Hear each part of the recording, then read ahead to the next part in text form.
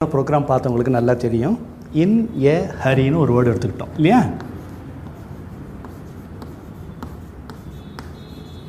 இன் ஏ ஹரின்னு உங்களுக்கு நான் புரிய முடியாது சொன்னேன்னு தவிர இதை நீங்கள் பேசும்போது இன்ன ஹரின்னு சொன்னால் போகிறோம். இன் ஏ சொல்ல வேண்டாம், இன்ன ஹரி. ஓகே, சரி. பொதுவாக சில விஷயங்களை நம்ம பேசி ஆகணும். என்னென்னு கேட்டிங்கன்னா, நம்மள நிறைய பேருக்கு இங்கிலீஷில் பேசணுன்னு ஒரு ஆர்வம் இருக்குது. கரெக்டுங்களா? இங்கிலீஷ் நமக்கு தெரியாமல் இல்லை, நல்லாவே தெரியுது. அடுத்தவங்க பேசினா நமக்கு நல்லாவும் புரியுது. இருந்தாலும் நம்மளால் பேச முடியல அப்படின்னா அதுக்கு என்ன காரணமாக இருக்கும் அப்படின்னு கேட்டால் நல்லா ஞாபகப்படுத்தி பார்க்கணும் ஒரு விஷயத்தை. என்னென்னு கேட்டிங்கன்னா, இப்போது நம்ம பேசிகிட்டு இருக்கோம் பார்த்தீங்களா, நம்மளை பேச ஏங்க வைக்கிறது எதுன்னு கேட்டால் நம்மளுடைய பிரெயின். இத்தனை நாளாக இந்த நம்ம என்ன பண்ணிட்டோம்னா தமிழ்லேயே பேசி பேசி பேசி பேசி அது பழகிட்டோம். இப்போ திடீர்னு போயிட்டு அது இங்கிலீஷில் பேசுன்னா அது பேசாது. இப்போது கர்நாடிக் மியூசிக்கில் டான்ஸ் ஆடிக்கிட்டு இருந்த ஒரு லேடியை திடீர்னு போயிட்டு வெஸ்டர்ன் மியூசிக் போட்டு ஆடுன்னா அது எப்படி ஆடும்? காலை தூக்கி நின்றாடும் தெய்வமேனும் மெதுவாக ஆடலை.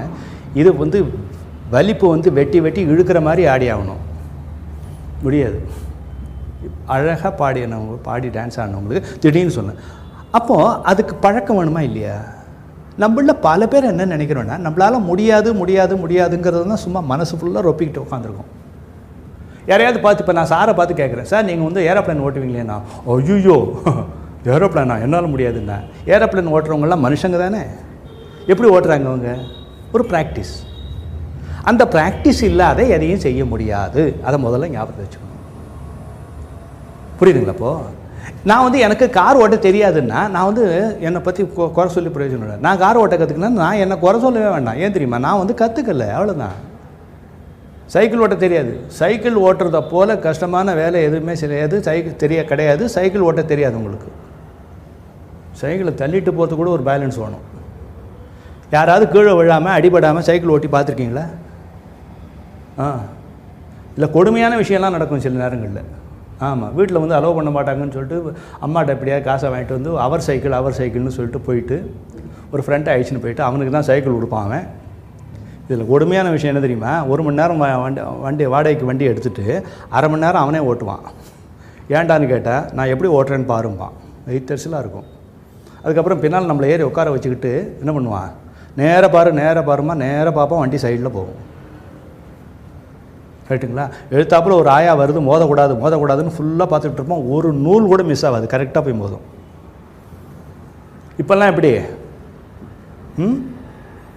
வண்டியில் இந்த பெடலில் காலை வச்சு ஏறுறதே ஒரு ஆர்ட்டு. கொஞ்ச நாள் வரலும் நம்மளாம் எப்படி பழகிருக்கோம் தெரியுமா? ஒரு உயரமான ஒரு இடத்துக்கு எடுத்துன்னு போயிட்டு வண்டியை நிறுத்தி அது மேலே ஏறி உட்காந்துக்கிட்டு ஒரு மிதிச்சு அதை அப்படி தள்ளாடி அதுக்கப்புறம் பேலன்ஸ் ஆகி இதுப்பெல்லாம் வந்ததா இல்லையா?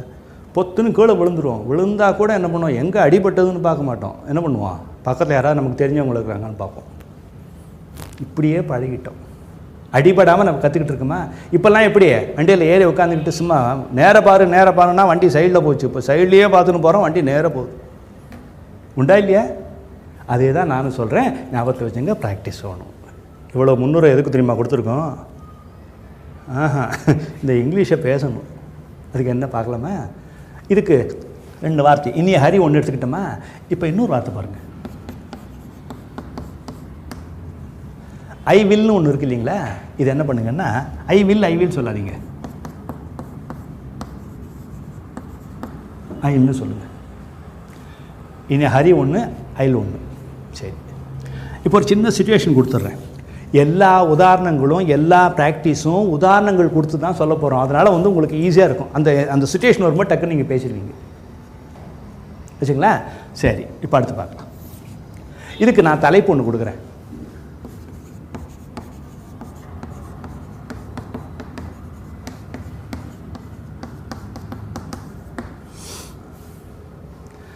கன்வர்சேஷன் ப்ராக்டிஸ், உரையாடற் பயிற்சின்னு பேர்.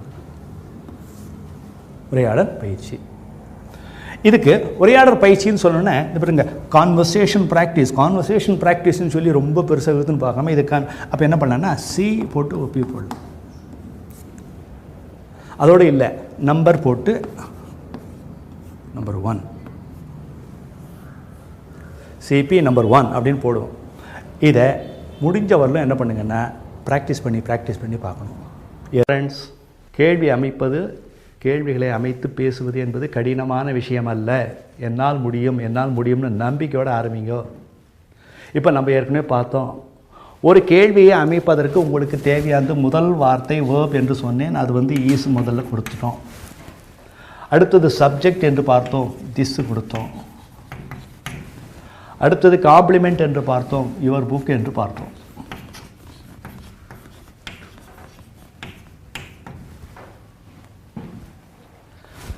Is this your book? English ஒரு க்ரோயிங் லாங்குவேஜாக, வளரும் ஒரு மொழியாக, வளர்ந்து கொண்டிருக்கும் ஒரு மொழியாக இருப்பதற்கான காரணம் என்னவென்று கேட்டால், இதுக்கு என்ன முக்கியமான காரணம்னு கேட்டிங்கன்னா, இதுக்கு நெகிழ்வுத்தன்மை அதிகம். ஒரு ஸ்ட்ரிக்டாக ஒரு ரூல் வச்சுக்காது. இது அங்கங்கே இருக்கிற விஷயங்களை எடுத்து போட்டுக்கிட்டு ஆட்டோமேட்டிக்காக வளருது. கட்டுப்பாடுகளற்ற ஒரு மொழி இது. ஏனென்று கேட்டால், ஒரு சில விஷயங்களை கொஞ்சம் கவனித்து பார்த்தீங்கன்னா, இஸ் திஸ் யுவர் புக் என்பதை நீங்கள் உச்சரித்து பாருங்கள். சற்று கடினமாக இல்லை? இங்கே சென்னையில் பாரிமுனைன்னு ஒரு இடம் இருக்குது. அதை என்ன சொல்லுவாங்க, பாரிஸ்ன்னு சொல்லுவோம். வெளியூர்லேருந்து வந்திருக்கீங்க. அப்போது அந்த பாரிமுனைக்கான வண்டி நிற்கிது.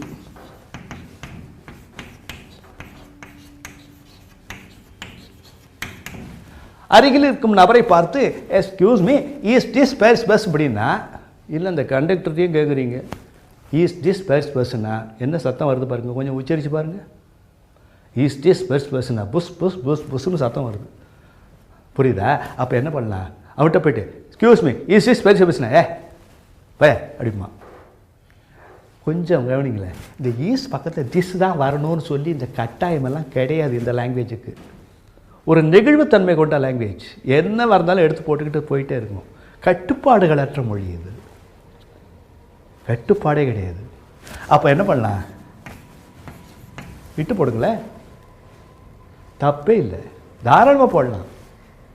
பேசுவதற்கு ஒரு முறை இருக்கிறது. அது என்னன்னு பார்க்கலாம். இதை அழிச்சிடுறேன். இப்போது ஒருத்தர்கிட்ட நீங்கள் பேசுகிறதா இருந்தால் எடுத்து எடுப்பில் ஒரு கேள்வியில் ஆரம்பிக்கக்கூடாது. ஃபஸ்ட்டு 3 ரூல், முக்கியமான ரூல். அந்த 3 ரூல்ஸையும் மறக்காமல் ஞாபகத்தை வச்சுங்க. 1,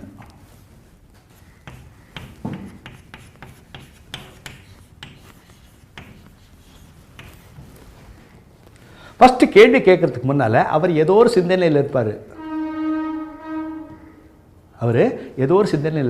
அவர்கிட்ட போயிட்டு திடீர்னு ஒரு கேள்வியை கேட்கக்கூடாதுங்க. அப்போ என்ன பண்ணும், எஸ்கியூஸ் மீ,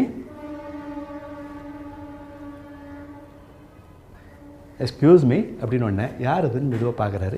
அதுக்கப்புறம் அவருடைய கவனத்தை திசை திருப்பதற்காக சொல்லக்கூடிய ஒரு எக்ஸ்ப்ரெஷன் இது. மன்னிக்கணும் அப்படின்னு சொன்னார். எஸ் அப்படின்னு சொல்லி அவர் திரும்பி பார்க்குறாரு. இப்போ கொஞ்சம் கவனிங்க, இதை அழிச்சிடுறேன்.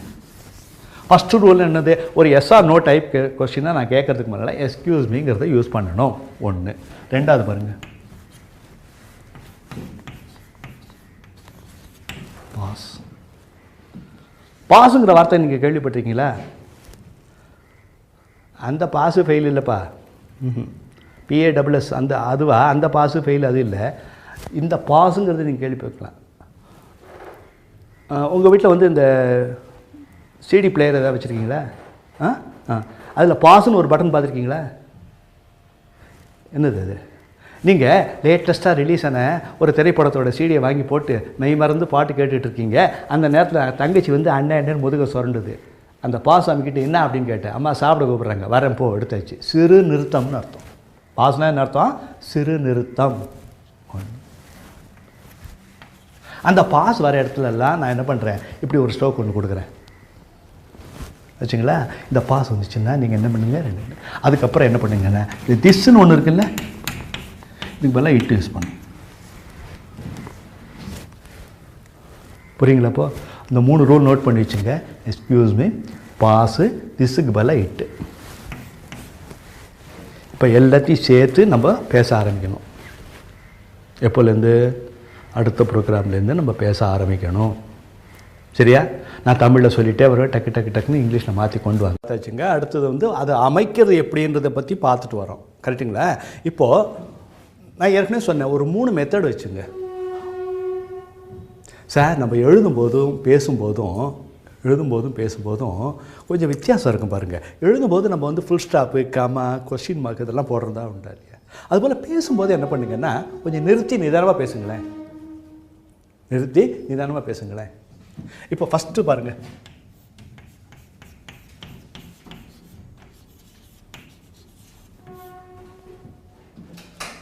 எக்ஸ்கியூஸ் மீ சொல்லட்டுமா? சரி, இப்போ என்ன பண்ணோம்? இது பாரிமுனைக்கு செல்லக்கூடிய பேருந்தான்னு கேட்கணும். அவ்வளோதானே? ஈஸ் போடுங்க, இட்டு போடுங்க, போட்டிங்களா?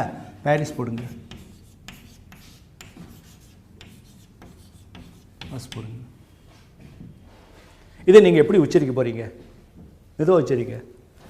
Excuse me, is it Paris bus? நிறுத்தி நிதானமாக கேளுங்களேன்.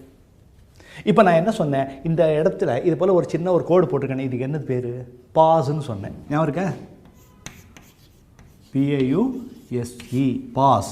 பாஸ்னால் என்ன அர்த்தம்? சிறு நிறுத்தம்னு அர்த்தம். நிறுத்தி நிதானமாக பேசுங்களேன். Excuse me, is it Paris bus? நிதானமாக கேளுங்க. Excuse me, is it Paris bus? ஈஸியாக இருக்கா?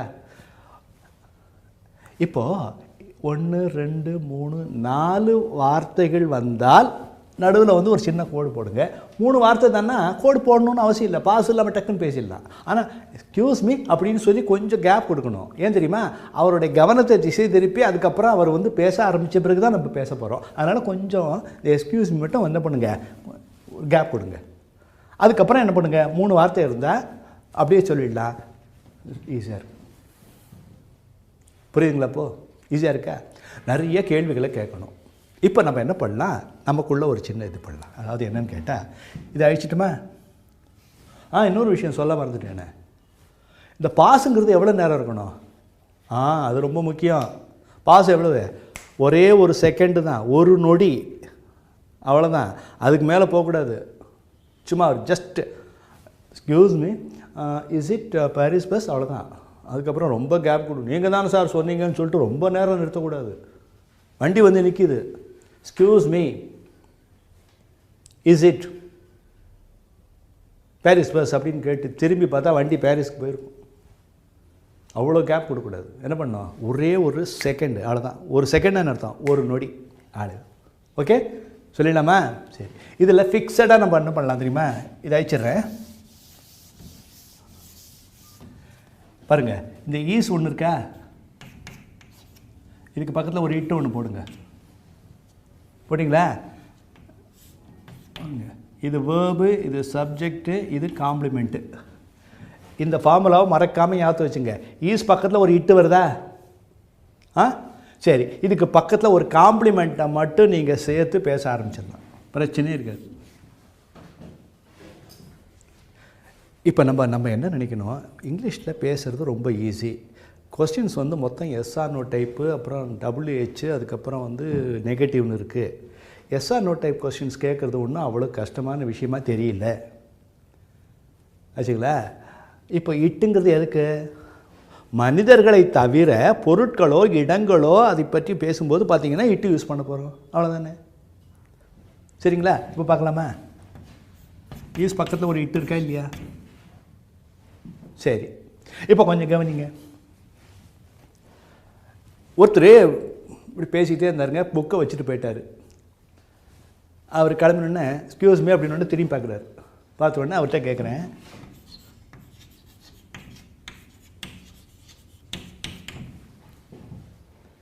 இஸ் இட் யுவர் புக் அப்படின்னு. இந்த இடத்துல ஒரே ஒரு விஷயத்தை மட்டும் நோட் பண்ணிக்கங்க. யுவர்னு அழுத்தம் கொடுக்காதீங்க.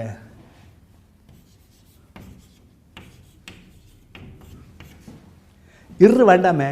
அப்போ என்ன பண்ணீங்க? Excuse me, is it your book? Is it your book? அவ்வளோதான். சிம்பிளாக இருக்க? புரியுதுங்களா? அப்போ ஈஸியாக இருக்கா? இதை போல் என்ன பண்ண போகிறோம், ஈஸி இட்டு நம்மக்கிட்ட ஏற்கனவே இருக்குது இல்லையா, இது கூட புக்கா அது என்னங்கிறத வந்து இந்த இடத்துல காம்ப்ளிமெண்ட்டாக யூஸ் பண்ணி பேச ஆரம்பிச்சிடலாம். எப்போலேருந்து? அடுத்த ப்ரோக்ராம்லேருந்து பேசணும். என் பெயர் என்ன அப்படின்னு கேட்கணும். அது எப்படி கேட்பீங்கன்னு கேட்டிருந்தேன். அவ்வளோதானே? என்ன எழுதிருக்கீங்க? What is very good. Your very good. அப்பாவினுடைய பெயர் என்ன, அவ்வளோதானே. வாட் இஸ் யுவர், நீங்கள் சொல்லுங்கள், நான் எழுதுறேன். வாட் இஸ் யுவர், எல்லோரும் சொன்னீங்கன்னா மொத்தமாக யாராவது ஒருத்தர் சொல்லுங்கள். வாட் இஸ் யுவர் ஃபாதர் நேமா, இல்லைங்க தப்பு இது. நிறைய பேர் இப்படி தான் கேட்குறாங்க, what is your father name, father name. இல்லைங்க, அப்பாவினுடைய பெயர் என்னன்னு தானே வரணும். அப்போ என்ன பண்ணணும், what is your father's name, what's your father's name.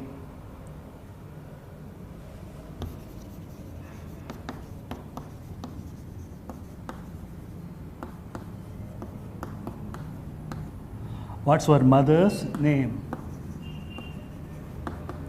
What's your mother's name?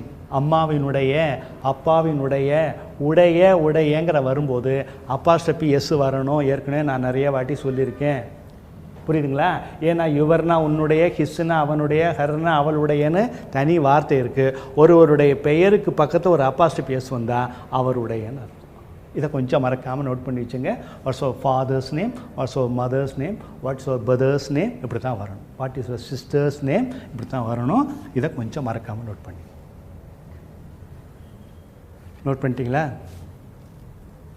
சீக்கிரம் எழுதிங்க. இப்போ நம்ம அடுத்த ஒரு கேள்விக்கு போகிறோம். ரொம்ப சிம்பிள். உன்னுடைய பெயர் என்ன, உன்னுடைய பெயர் என்ன. இது எழுதிங்களா? நான் அழிச்சிட்டுமா? இது மட்டும் அழிக்கிறேன்.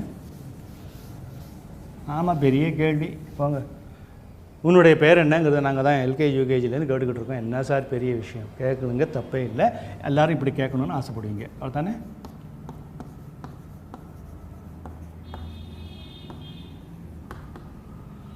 வாட்ஸ் யுவர் நேம்னு கேட்டு போகிறோம். என்ன சார் ஐயா, இதை வந்து கேட்கறதுல ஒரு தப்பும் கிடையாது. ஆனால் நீங்கள் வந்து கொஞ்சம் கவனிக்கணும். நீங்கள் வந்து ஒரு ஆஃபீஸில் ஒர்க் பண்ணிகிட்ருக்கீங்க, புரியுங்களா? இல்லை உங்களுடைய உயர் அதிகாரிகள்கிட்ட, இல்லை உங்களுடைய வயதில் மூத்தவர்கிட்ட பேசும்போது வாட்ஸ் யுவர் நேம் என்று கேட்பது அவ்வளவு பணிவாக இருக்காது. உங்கள் பேர் என்னென்னு வாட்ஸ் யுவர் நேம்னு கேட்கக்கூடாது. அதுக்கு பதிலாக நாம் சில வார்த்தைகளை யூஸ் பண்ணுறோம். ஒரு கேள்வியை ஒருவரிடம் சற்று பணிவாக கேட்பதற்கு பணிவான வார்த்தைகள்னு சொல்லி 2 செட் இருக்குது. அதில் ஒரு செட்டில் பார்த்தீங்கன்னா பணிவான வார்த்தைகளில் ஒன்று மே போட்டு ஐ போட்டு KNOW போடுங்க. அவசரப்படாமல் மெதுவாக நோட் பண்ணிங்க. May I know, may I know. இதை எழுதும்போது மே ஐ நோன்னு சொன்னேன், நானும் அப்படி தான் சொன்னேன். ஆனால் இதை உச்சரிக்கும் போது மே ஐ நோன்னு சொல்லக்கூடாது, மே no.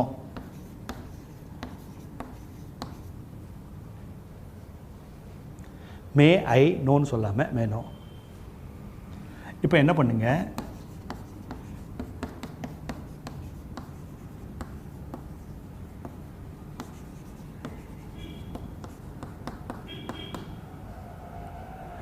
May no your names. மே நோன்னா என்ன அப்படின்னு கேட்டால், நான் தெரிந்து கொள்ளலாமா. தமிழில் என்ன அர்த்தம்? நான் தெரிந்து கொள்ளலாமா. எழுதிட்டுமே, நான்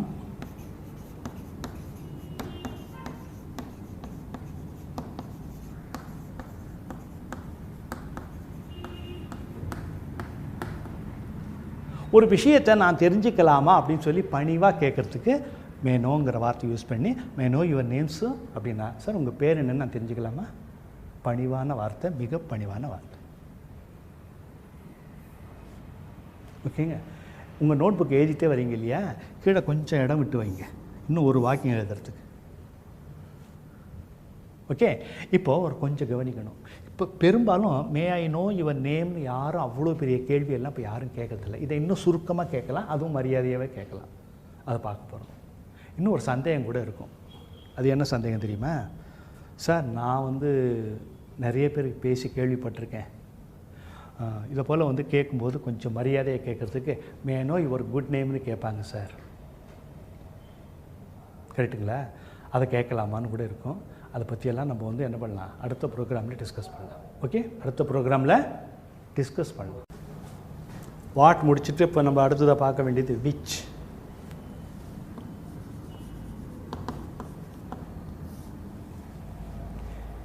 என்னன்னே தெரியாத போது வாட் யூஸ் பண்ணலாம், ஆனால் என்னன்னு தெரியும், அதில் எதுன்னு கேட்குறதா தான் விச். நான் சொல்கிறது புரியுங்களா? ஒன்றும் இல்லைங்க, ஒரு 5-6 பை கிடக்கு. அதில் ஏன்பா ரமேஷ் எதுப்பா உன் பை அப்படின்னு கேட்குறாங்க. இப்படி கேளுங்க.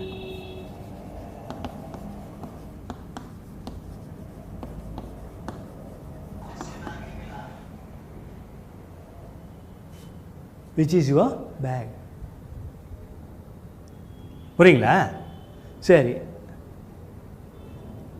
ஒரு ஃப்ரெண்டுக்கிட்ட கேட்டீங்க, கொஞ்சம் பைக் கூட, நான் அந்த பக்கத்தில் ஒரு இடத்துக்கு போயிட்டு வந்துடுறேன், ஒரு 5 மினிட்ஸில் வந்துடுறேன்ப்பா, நடந்து போனால் கொஞ்சம் லேட் ஆகிடும் அப்படின்னு கேட்குறீங்க.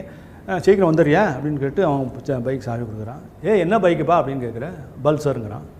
சரி, இன்னும் கீழே போகிறீங்க, 6 பல்சர் நிற்கிது. அங்கேருந்து வரல ஏன்பா ரமேஷ் எதுப்பா உன் பைக்கு, எது உன்னோட பைக் அப்படின்னு கேட்குறதா என்ன பண்ணுறீங்க?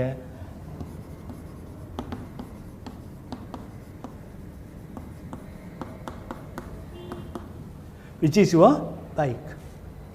அப்போ கொஞ்சம் கவனிக்கணும் இந்த இடத்துல.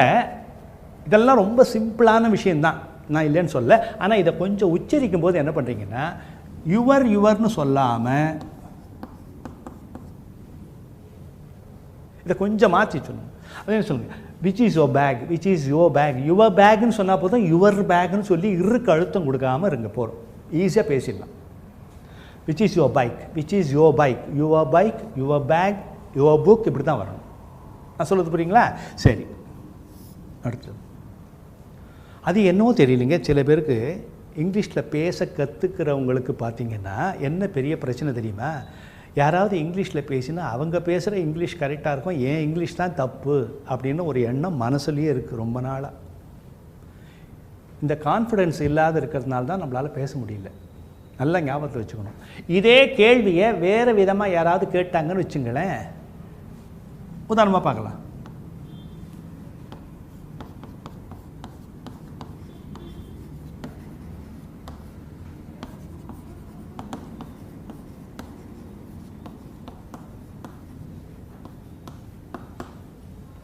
கொஞ்சம் ஸ்டைலாக excuse me which bag is yours அப்படின்னு கேட்டான்னா, ஆஹா இது தாண்டா இங்கிலீஷு, நல்ல வேலை நம்ம விச் இஸ் ஒரு பேக்குன்னு கேட்காம விட்டோம்.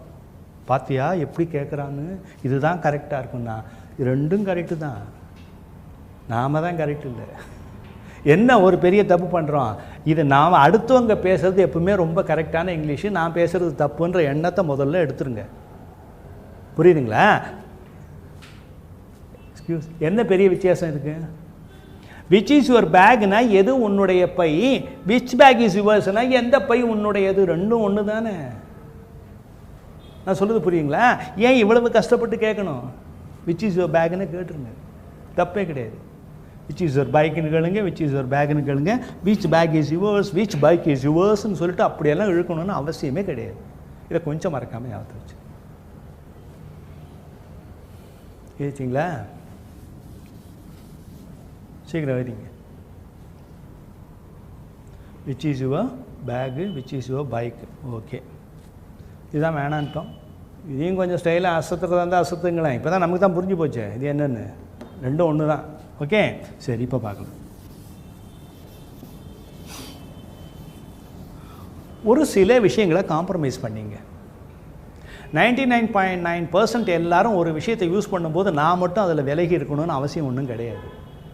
ஒரு சில நல்ல வார்த்தைகளை பார்த்தீங்கன்னு சொன்னால், இப்போ உதாரணமாக எடுத்துக்கலாம். நீங்கள் வந்து ட்ரெயினில் போயிட்டுருக்கீங்க, எழுத்தாப்பில் பார்த்தீங்கன்னா ஒரு 3 பேர் உட்காந்துருக்காங்க. ஒரு 12-18 மணி நேரம் ட்ராவல் பண்ணுற ட்ரெயினில் 3 பேர் எழுத்தாப்பில் உட்காந்துருக்கானே, அவனோட பேசாமலேயே போக முடியுமா? ஏதாவது பேசி தான் ஆகணும். பொழுது போகாமல் அவன் பாச்சு இப்படியே ஆரம்பிக்கிறான். அவன் அவங்கக்கிட்ட ஒரு கேள்வி கேட்குறான்.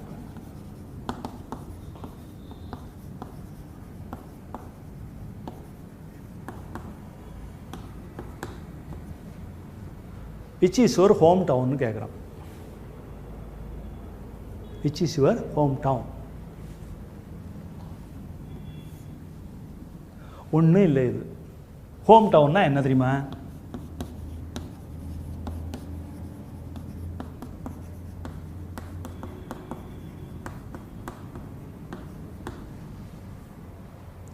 ஹோம் டவுன்னா நேட்டிவ் பிளேஸ்னு அர்த்தம். நேட்டிவ் பிளேஸுங்கிறது இங்கிலீஷ் வேர்டு கிடையாது. ஆனால் நம்மள பல பேர் இதை எடுத்து யூஸ் பண்ண கற்றுக்கிட்டோம், யூஸ் பண்ண ஆரம்பிச்சிட்டோம். பேசாமல் விட்டுற வேண்டியது தான். நான் சொல்கிறது புரியுதுங்களா? அதனால் வந்து நேட்டிவ் பிளேஸ்ன்னு தான் கேட்கணும், ஹோம் டவுன்னு கேட்டால் எனக்கு புரியாது. ஒன்றும் இல்லைங்க, நிறைய பேர் நேட்டிவ் பிளேஸானு யூஸ் பண்ணுறோம், தாராளமாக கேட்கலாம். அவன் வேணும்னு நம்மளை குழப்பணும்னு கேட்டான்னு வச்சுங்களேன், விச் இஸ் ஒரு ஹோம் டவுன்னு கேட்டான்னா டக்குன்னு அவசரப்பட்டு டவுன் இல்லை சார் வில்லேஜுங்காதீங்க. நான் சொல்கிறது புரியுதா? ஹோம் டவுன்னா நேட்டிவ் பிளேஸ்னு அர்த்தம். இதை நீங்கள் தாராளமாக இப்படியே கேட்டுப்போங்களேன்.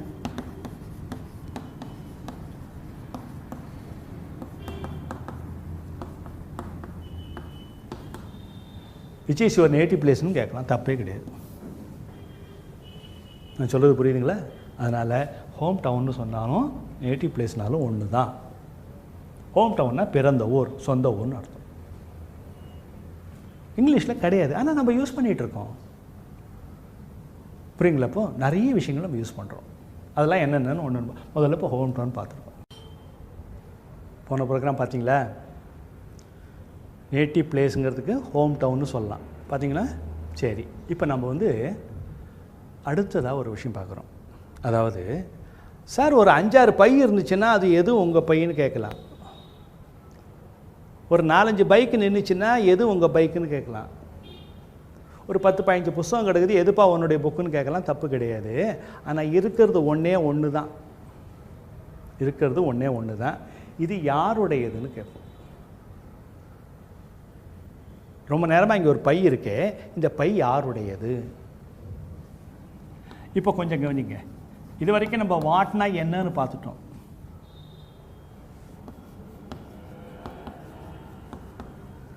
விச்சுனா எதுன்னு பார்த்துட்டோம்.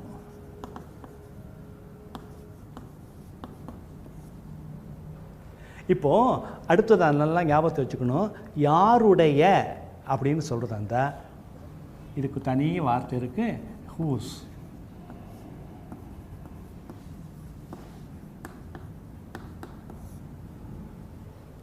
ஹூஸ்ங்கிற வார்த்தை யூஸ் பண்ணும். இந்த ஹூஸ் பக்கத்தில் ஒரு ஈஸ் வரதை கொஞ்சம் கட் பண்ணிங்க. ஏன்னா பேசும்போது கஷ்டமாக இருக்கும், வேறு ஒன்றும் இல்லை.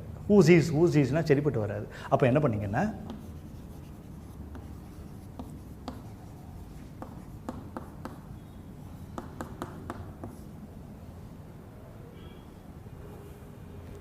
ஏப்பா அது யாருடைய பை அப்படின்னு கேட்டால் whose bag is that. Whose bag is தட்னா சற்று தொலைவில் உள்ள பொருளை சுட்டி காட்டும் போது ஹூஸ் பேக் இஸ் தட்னா அது யாருடைய பை.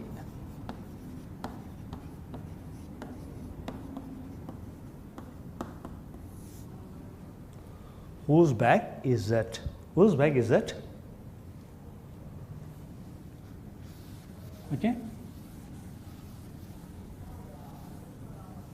பாருங்க, நட்ட நடுப்புற வண்டியை நிறுத்திட்டு போயிருக்காரு. யாருடைய பைக் இது? இது யாருடைய பைக்?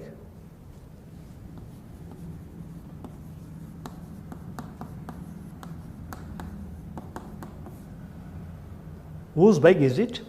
Is it போடுங்க. இந்த இடத்துல திருப்பி ஒரு பழைய இதை கொண்டு வராதிங்க சார். இட்டு போடலாமா திஸ் போடலாமா, எது வேணால் போடுங்க. ஏற்கனவே ஹூஸ் பைக் ஈஸ் வந்திருக்கு, அதுக்கப்புறம் திஸ் போட்டிங்கன்னா ஒரு சின்ன சத்தம் கொஞ்சம் ஒரு மாதிரி இருக்குது. அதனால என்ன பண்ணிங்க, whose bike is it, whose bike is it.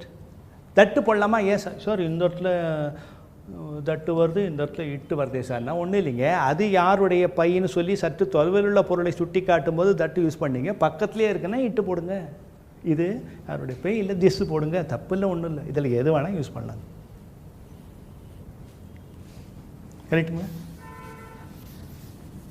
இது யாருடைய கையெழுத்து?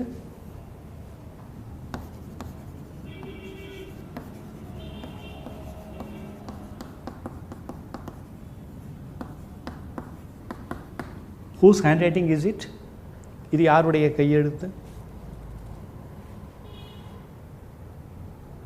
அது யாரோட தப்பு?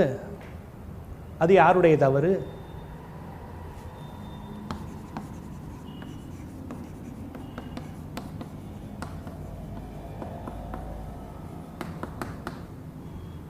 Whose mistake is that? Whose bike is it? Whose bag is that? Whose handwriting is it? Whose mistake is that? அது யாருடைய தவறு? என்ன சந்தேகம்? மிஸ்டேக்கு இப்போல்லாம் ஃபால்ட்டா? தாராளமாக போடுங்க. Whose fault is it? Fault, mistake எது வேணால் சொல்லுங்கள், தப்பே கிடையாது. ஸோ இப்போ இது வரைக்கும் என்னென்ன பார்த்துருக்கோம்? What, which, whose. எல்லாத்துலேயும் கேள்விகள் எப்படி கேட்கணுங்கிறத தரோவாக பார்த்தாச்சு. அடுத்தது ரொம்ப ரொம்ப ரொம்ப முக்கியமாக இதாகிடுச்சுட்டுமா நாம் பார்க்க வேண்டிய அடுத்த கேள்வி,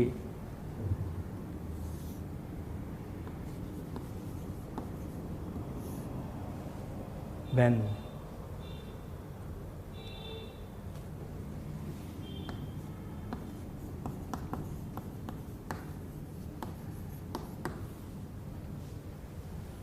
when என்ன? எப்பொழுது.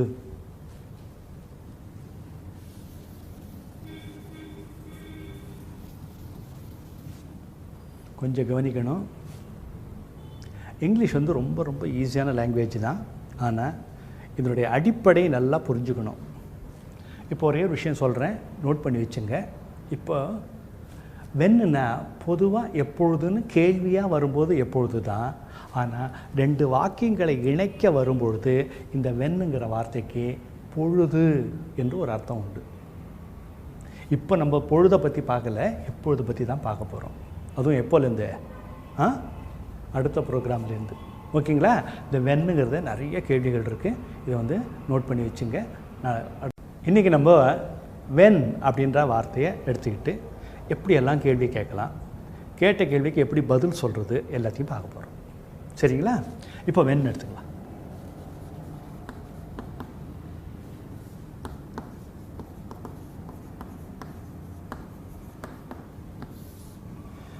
வென்னுன்னா எப்பொழுதுன்னு பார்த்துட்டோமா? சரி. ஆனால் ஒன்று நல்லா எழுதி வச்சுக்கிறதோடு இல்லாமல் ப்ராக்டிஸ் பண்ணி பாருங்கள். ஏன்னா இந்த கேள்விகளை நம்ம அன்றாடம் பயன்படுத்துகிறோம். ஓகே, சரி பார்க்கலாம். முதல்ல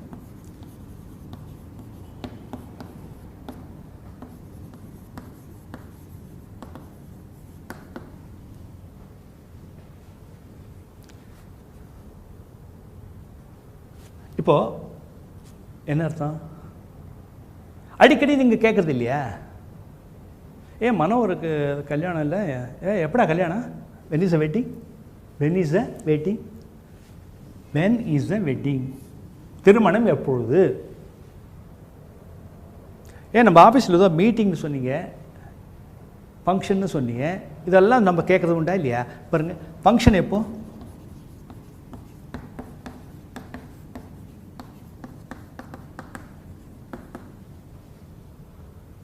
When's a function? When is a function? Function எப்போ? மீட்டிங் எப்போ?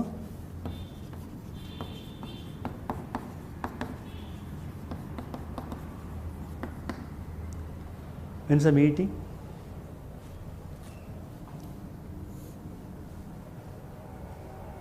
Excuse me, sir, அடுத்த ட்ரெயின் எப்போ?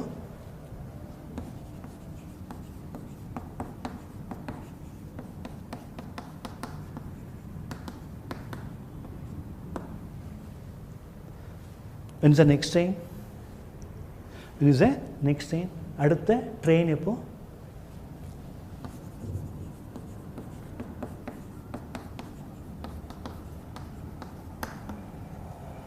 When is the last bus? கடைசி பஸ் எப்போ?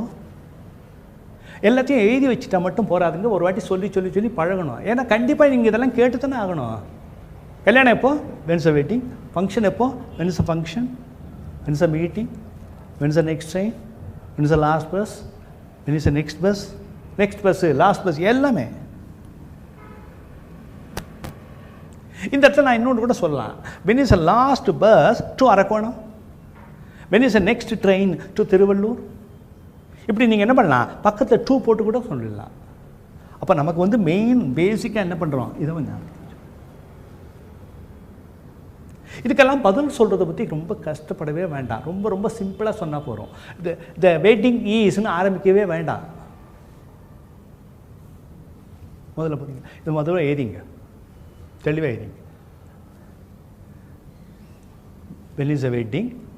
When is a function? When is a meeting? When is the next train? When is the last bus? Simple. When's சொல்கிறது கொஞ்சம் கஷ்டமாக இருந்துச்சுன்னா when isனா சொல்லுங்கள். When isன்னு இழுத்துடாதீங்க. When is the wedding? When is the function? Isன்னு இழுக்காம when's அப்படின்னுங்க. அப்படி இல்லை கஷ்டமாக இருக்குது sir கொஞ்சம் when's ஒரு மாதிரி இருக்குன்னா when isன்னா சொல்லுங்கள். When is a wedding? When is a function? When is a meeting? When is the next train? When is the last bus? சொல்லிட்டீங்களா? சரி, இப்போ இது எல்லாத்துக்குமே பதில் சொல்லி ஆகணும். இன்னொரு முக்கியமான விஷயத்தை நோட் பண்ணி வச்சுங்க, எல்லாத்துலேயும் தி வரணும், கண்டிப்பாக வரணும். அதனால் இதில் எந்த சேஞ்சும் பண்ணாதீங்க. இதுக்கெல்லாம் கேள்விக்கு பதில் சொல்கிறது எப்படி, இந்த கேள்வியை கொஞ்சம் மாற்றி கேட்குறது எப்படிங்கிறத பற்றி பல விஷயங்களை அடுத்த ப்ரோக்ராம்லேயும் பார்க்க போகிறோம். அப்படின்ற வார்த்தையை எப்படி யூஸ் பண்ணி கேள்விகள் கேட்குறதுங்கிறத பற்றி ஒரு 5 கேள்வி கேட்டிருந்தோம் இல்லையா? சரி, இப்போ கேள்வி கேட்டால் அதுக்கு எப்படி பதில் சொல்கிறது? இந்த பதிலில் கூட when is a weddingன்னு யாராவது கேட்டாங்கன்னு வச்சுங்களேன், உதாரணமாக பாருங்களேன்.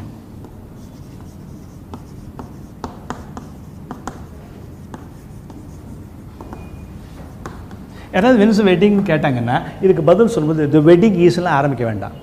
ரொம்ப ரொம்ப சிம்பிளாக என்ன பண்ணுங்க,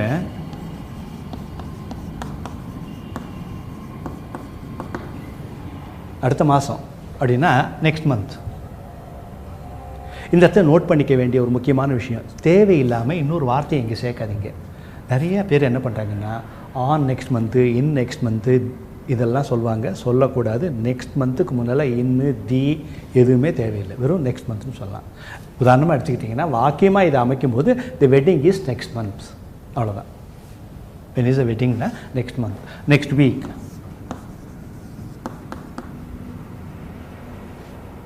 ஆச்சுங்களா? சரி, அடுத்து பார்க்கலாம்.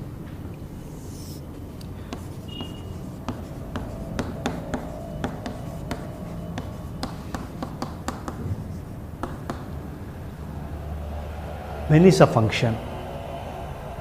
When is a function? Function எப்போ? ஃபங்க்ஷனா வெள்ளிக்கிழமைப்பா.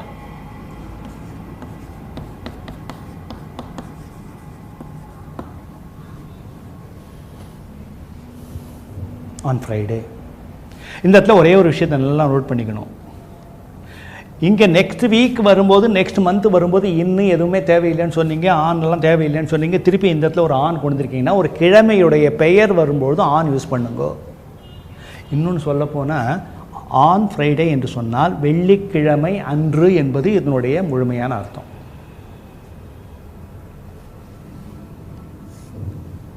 போட்டிங்களா? சரி, இப்போ அடுத்து பார்க்கலாம். இதை எழுதிட்டிங்களா? வென் இஸ் அ வெட்டிங்னு கேட்டால் வெறும் நெக்ஸ்ட் மந்த்துன்னு சொன்னால் போகிறோம், இல்லைனா நெக்ஸ்ட் வீக்குன்னு சொன்னால் போகிறோம். இங்கே நெக்ஸ்ட் எழுதுலேன்னு பார்க்காதீங்க, நெக்ஸ்ட் மந்த் நெக்ஸ்ட் வீக்குன்னு சொன்னால் போகிறோம். இன்னும் அவாய்ட் பண்ணுங்கள், ஆன் கூட வேண்டாம், எதுவுமே தேவையில்லை. ஆச்சுங்களா? இதை அழிச்சிடுறேன்.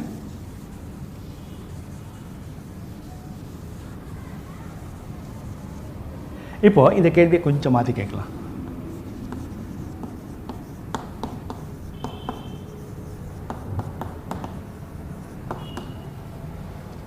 when is a meeting? Meeting எப்போன்னு கேட்குறாங்க.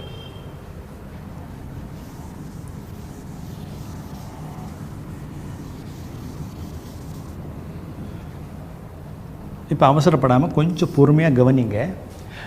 எப்போ மீட்டிங்னு தானே கேட்டாங்க, டுமாரோ போடலாம்.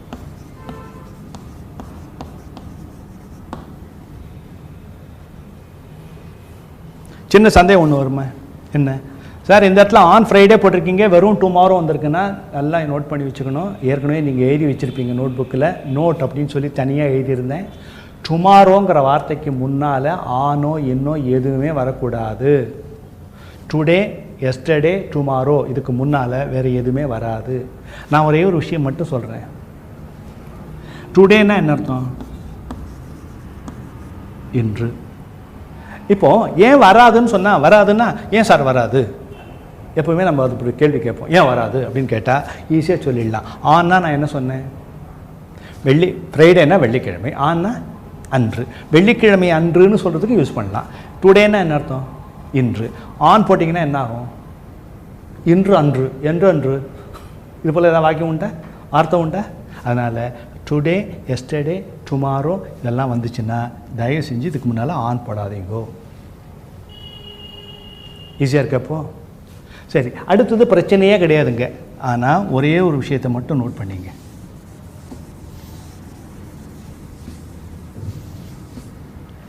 இப்போது வென் இஸ் அ மீட்டிங்னு கேட்டிங்களா, டுமாரோன்னு சொன்னாங்க. சரி, இல்லை டுடே சொல்லலாம், எது வேணால் சொல்லலாம், ஓகே. ஆனால் நான் ஒருத்தர்கிட்ட கேட்டேன் வென் இஸ் அ மீட்டிங்னு, அவர் டுமாரோன்னு சொன்னார்.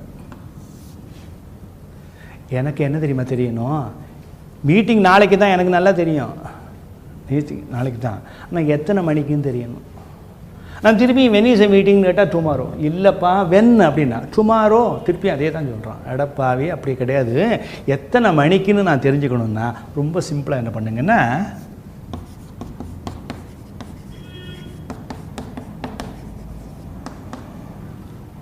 நோட் பண்ணி வச்சுங்க.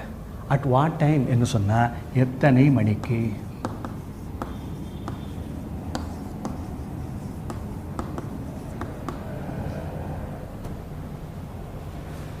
அட் வாட் டைம்னா என்ன அர்த்தம், எத்தனை மணிக்கு. இப்போ பாருங்க,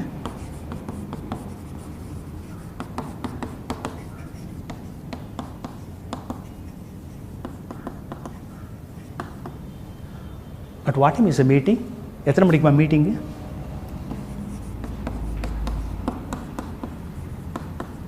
அட் 7 o'clock, 7 மணிக்குப்பா. நல்லா ஞாபகப்படுத்திக்கணும். வென்னுன்னு சொன்னால் நல்லா ஞாபகத்தை வச்சுக்கணும். வென்னுன்னு சொன்னால் டுமாரோவும் சொல்லலாம், அட் வாட் டைம் கூட சொல்லலாம், ரெண்டும் ஒன்று தான். வென் இஸ் எ மீட்டிங் சொன்னால் அட் 7:30 கூட சொல்லலாம், தப்பே கிடையாது. ஏன்னா ஏற்கனவே பார்த்தோம் நம்ம. வென் இஸ் எ நெக்ஸ்ட் டைம்னு கேட்டால் அதுக்கு என்ன சொல்லணும், பதில் சொல்லலாம். அப்போ என்ன பண்ணோம், அட் 7:30 கூட சொல்லலாம். ஆனால் இந்த இடத்துல கொஞ்சம் மறக்காமல் ஞாபகத்தை வச்சுக்கணும். வென்னுன்னா டைமும் சொல்லலாம், டேமும் சொல்லலாம், மந்த்து சொல்லலாம், இயர் சொல்லலாம். வாட் டைம்னு சொன்னால் வெறும் மணி மட்டும் சொல்லலாம்.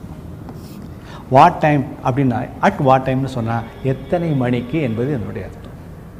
இன்னொன்று, எத்தனை மணிக்குங்கிறத தமிழும் இங்கிலீஷும் சேர்த்து நான் டிரான்ஸ்லேட் பண்ணுறேன்னு சொல்லி எத்தனைனா ஹவு மெனி டைம்னு, ஹவு மெனி டைம்னா எத்தனை வாட்டின்னு ஆகிடும் அது. அதனால் மறக்காமல் ஞாபகத்தை வச்சுங்க. அட் வாட் டைம் அப்படின்னு சொன்னால் எத்தனை மணிக்குன்னு அர்த்தம். ஓகே, மீண்டும் நான் அடுத்த நிகழ்ச்சியில். இது வரைக்கும் நம்ம வந்து என்னென்னலாம் பார்த்துட்டு வந்திருக்கோம் பார்த்தீங்களா? WH கொஸ்டின்ஸில் வாட் பார்த்தோமா ஃபஸ்ட்டு, சரி. அதுக்கப்புறம் விச் பார்த்தோமா, அதுக்கு அடுத்தது ஹூஸ் அப்படின்னு ஒன்று பார்த்தோமா. இப்போ நம்ம பார்த்துருக்கிறது, பார்க்க போகிறது என்ன தெரியுமா, வென்னு பார்த்துருச்சு. அடுத்தது இப்போ வேர் பார்க்குறோம்.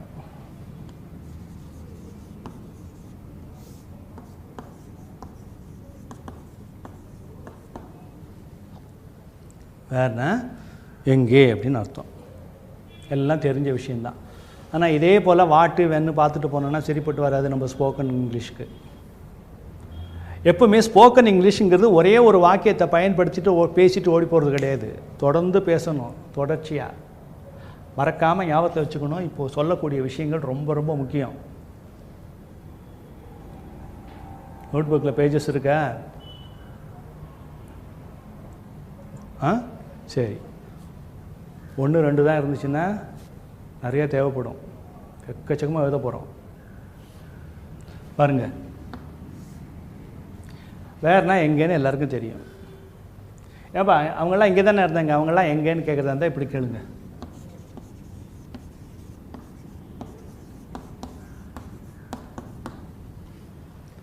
வேர் ஆர் தேன்னு கேட்கலாம். வேர் ஆர் தே. உங்கள் வீடு எங்கப்பா? வேர்ஸ் யுவர் ஹவுஸ்ன்னு கேட்கலாம். வேர்ஸ் யுவர் ஹவுஸ் கேட்கலாம். இந்த ஹவுஸுக்கு பதிலாக சில பேர் இந்த கேள்வி இப்படி கேட்குறது உண்டுங்க, நீங்களும் கேட்கலாம்.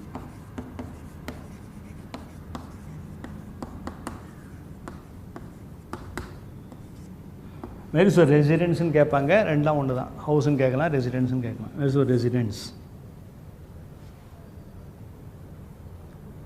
சரிங்களா? சரி. என்னுடைய புக்ஸ் எல்லாம் எங்கப்பா? இங்கே தானே வச்சுருந்தேன் அப்படின்னு கேட்டால் வேர் ஆர் மை புக்ஸ்.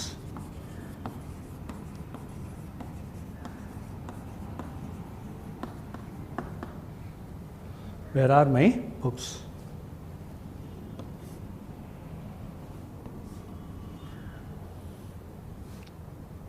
புரியுங்களா இப்போ? சரி, இப்போ கொஞ்சம் கவனிங்க.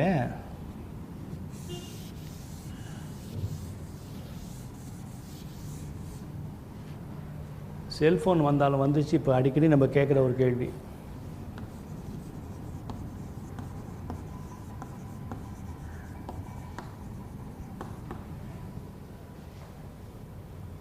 கேட்குறோமா? முன்னெல்லாம் லேண்ட்லைனில் பண்ணும்போது வீட்டுக்கு பண்ணால் வீட்டில் இருப்பான், ஆஃபீஸுக்கு பண்ணால் ஆஃபீஸில் இருப்பான். இப்போ எங்கே இருக்கானே தெரியல. இதில் கொடுமையான ஒரு விஷயம் என்ன தெரியுமா?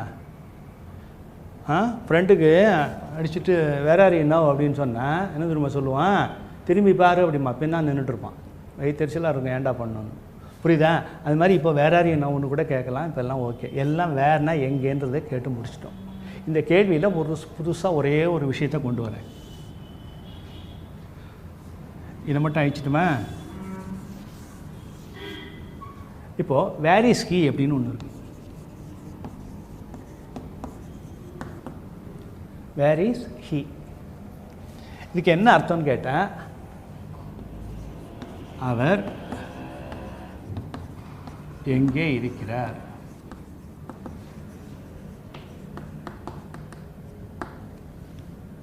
இது என்ன சார் பெரிய விஷயம், எங்களுக்கு ஏற்கனவே தெரியுமே. தெரியும். இந்த கேள்வியில் இன்னொரு முக்கியமான இன்னொரு வாக்கியத்தை கொண்டு வந்து சேர்க்க போகிறோம்.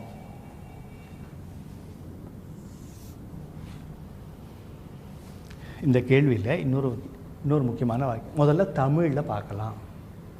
ரொம்ப பொறுமையாக எடுத்துக்கணும் இந்த விஷயத்தை. புரியுதா பாருங்கள். 2-3 வாட்டி சொல்கிறோம், புரியும், ஈஸியாக புரிஞ்சிடும். இப்போ பார்க்கலாமா? இப்போ இந்த கேள்வியை கொஞ்சம் மாற்றுறேன்.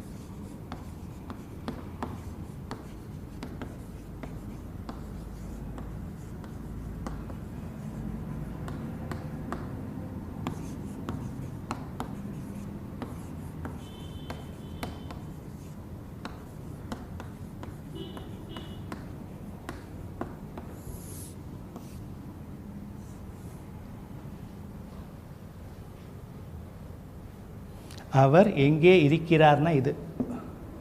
இப்போ நான் அதோட விடலை. அவர் எங்கே இருக்காருன்னு எனக்கு கேள்வி எல்லாம். அவர் எங்கே இருக்காருன்னு எனக்கு தெரியும். இப்படி சொல்லணும்.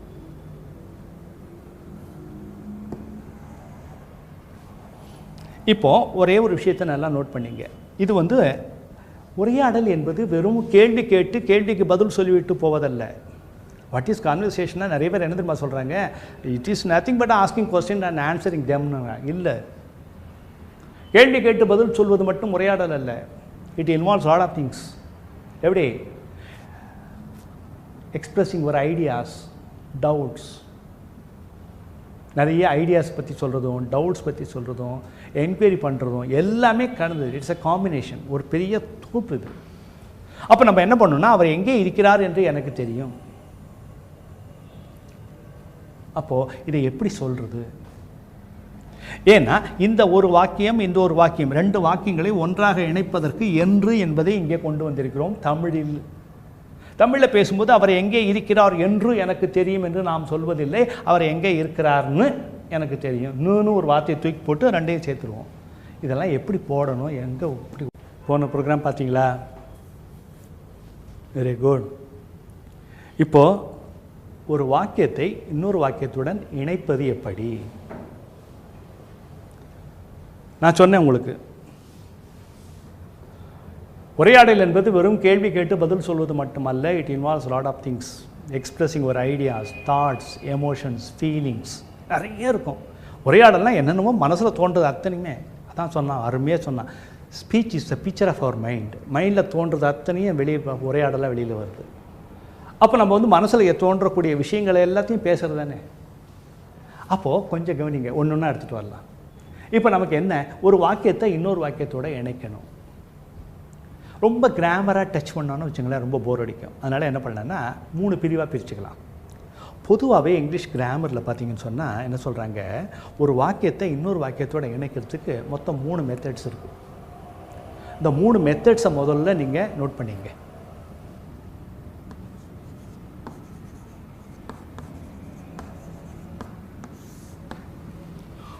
மூணு மெத்தட்ஸ் இருக்குது.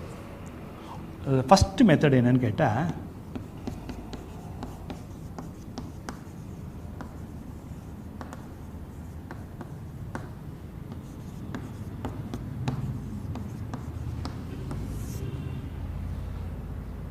உங்கள் வசதிக்காக இதை வந்து கேபிட்டலில் வேணால் போடுறேன். ஃபஸ்ட்டு மெத்தட் என்னென்னா இன்டர்சேஞ்சிங் த பி வேர்ப். எழுதி வச்சுங்க, நான் எல்லாத்துக்கும் விளக்கமாக சொல்கிறேன். Interchanging the B verb. இப்போ நம்ம பார்த்துட்டு இருக்கணுமே ஈஸு, ஆறு, வாசு, வேறு, வில் பி, இதெல்லாம் வந்து பி வேர்ப்னு பேர். இந்த பி வேர்ப் இருக்குது பார்த்தீங்களா, இதை ஒரு வாக்கியத்தில் கொஞ்சம் இடத்த மாற்றுறது. இது வந்து ஃபஸ்ட்டு மெத்தட். ஓகே. ரெண்டாவது,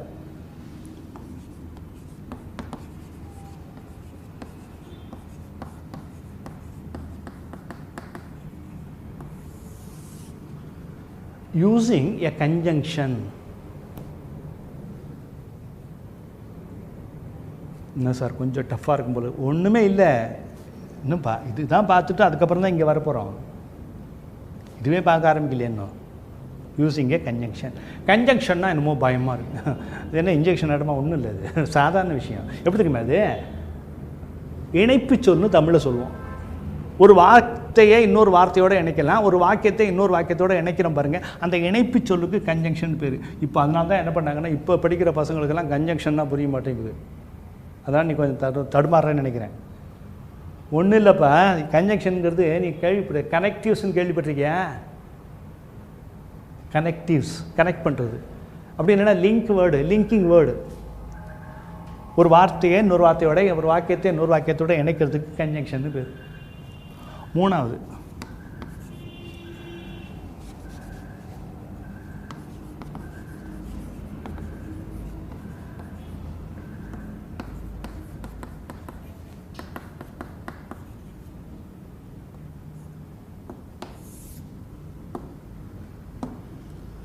adding an infinitive. Infinitive. இன்ஃபினிட்டிவ்னா என்ன, இது எப்படி உருவாக்கணும், எல்லாத்தையும் பற்றி விரிவாக பார்க்க போகிறோம். சும்மா அதை நோட் பண்ணி வச்சுங்க. 3 மெத்தட்ஸ் இருக்குன்னா வெறும் என்ன 3 மெத்தட் இருக்குது அப்படின்னு சொல்லிட்டு வேகா போகிறத விட முதல்ல எழுதி போட்டுருக்கோம். Interchanging the B verb, using a conjunction, adding and infinitive. இதெல்லாம் கிராமட்டிக்கல் டேர்ம்ஸாக இருக்கேன்னு பார்த்துக்காதீங்க, ஒன்றும் இல்லை. இப்போ நம்ம என்ன பண்ண போகிறோம்னா இதெல்லாம் எடுத்துருவேன். நெக்ஸ்ட்டு ப்ரோக்ராம்லேருந்து நம்ம என்ன பண்ண போகிறோம், இது மட்டும்தான் எடுத்துக்க போகிறோம். இதை மட்டும் எடுத்துக்கிட்டு இது எப்படி யூஸ் பண்ண போகிறோம்னு பார்க்க போகிறோம். இதில் வந்து ஒன்றும் பெரிய பிரச்சனையெல்லாம் கிடையாது. முதல்ல இது எழுதிங்க. எழுதி முடிச்சிட்டிங்களா? சீக்கிரம் எழுதிங்க. Using, U S I N G, using a conjunction எழுதிட்டிங்களா? ஏடபிள்டி போடுங்க, ஆட், ஐஎன்ஜி போடுங்க. ஆடிங் அண்ட் இன்ஃபினிட்டிவ், ஒரு இன்ஃபினிட்டிவ் சேர்க்கறது. இந்த 3 எழுதி அப்படியே வச்சுங்க. நெக்ஸ்ட்டு ப்ரோக்ராமில் நம்ம என்ன பண்ணலாம், இதை மட்டும் எடுத்துக்கலாம். interchanging the be verbs எழுதினது கரெக்டாக இருக்கா பாருங்கள். interchanging the be verbs, using a conjunction, adding an infinitive. கரெக்டுங்களா? இப்போ நம்ம என்ன பண்ணுறோம், first interchanging the be verbs.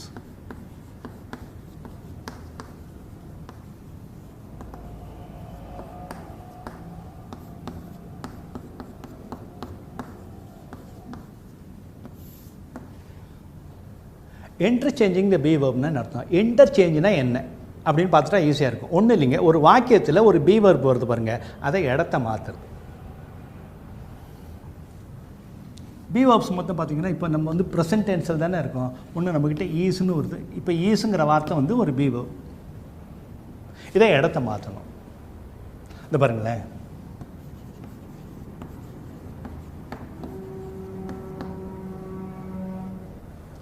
Where is ஹீன்னு சொன்னால் அவர் எங்கே இருக்கிறார்.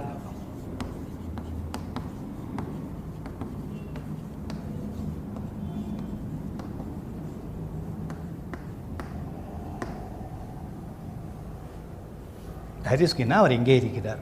இந்த ஒரே ப்ரோக்ராம்லேயே புரிஞ்சிரும்னு நினைக்க வேண்டாம். சில பேருக்கு புரியாது, அதை பற்றி கவலையே பட வேண்டாம். எனக்கு மட்டும் புரியலையே அப்படியெல்லாம் நினைக்காதீங்க. ஏன்னா ஒரு புது சாப்டர் வரும்போது கொஞ்சம் புரியறது கஷ்டமாக தான் இருக்கும். 2வது ப்ரோக்ராமில் ஈஸியாக புரியும். அதை பற்றி கவலையே படாதீங்க. அவர் எங்கே இருக்கிறார் ஆச்சுங்களா?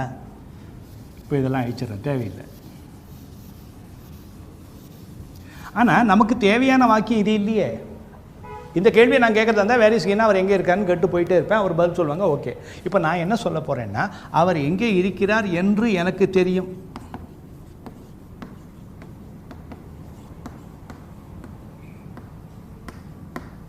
இதான் நாம் சொல்ல வேண்டிய விஷயம்.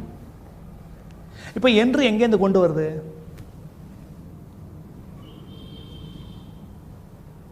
அது எங்கேருந்து கொண்டு வருது? இப்போ கொஞ்சம் கவனிக்கணும். என்றுன்னு சொல்கிறதுக்கு யூஸிங் எ கன்ஜங்ஷன் ரெண்டாவது மெத்தடில் பார்த்தோமே, அதுக்கு ஒரு வார்த்தையே வச்சுருக்கான். தட்டுன்னு ஒரு வேர்டு இருக்குது, வெதர்னு ஒன்று இருக்குது. அதெல்லாம் போட்டால் என்றுன்னு வரும். இப்போ இதிலெல்லாம் இந்த WH கொஸ்டின்ஸில் மட்டும் தட்டு வெதரு இதெல்லாம் வராது. நீங்களாம் ஸ்கூலில் படிக்கும்போது ஸ்கூலில் டைரக்ட் இன்டைரக்ட்னு ஒரு சாப்டர் படிச்சிருப்பீங்க. அதில் வந்து பார்த்தீங்கன்னா அதில் என்ன பண்ணுவீங்க, என்றுங்கிறதுக்கு தட்டு வெதரு, அதாவது இஃப் ஆர் வெதர்னுலாம் சொல்லியிருப்பீங்க. அதெல்லாம் யூஸ் பண்ணலாம். ஆனால் WH கொஸ்டின்ஸில் அதெல்லாம் எடுபடாது. அதனால் என்ன பண்ணணும்னா, இந்த பி வர்ப் இருக்குது பார்த்தீங்களா, இதை இடத்த மாற்றணும். இடத்த மாற்றுறதா இருந்தால் எப்படி மாற்றலாங்கிறீங்க? இப்போ வேர் இஸ் கீ இருக்குது.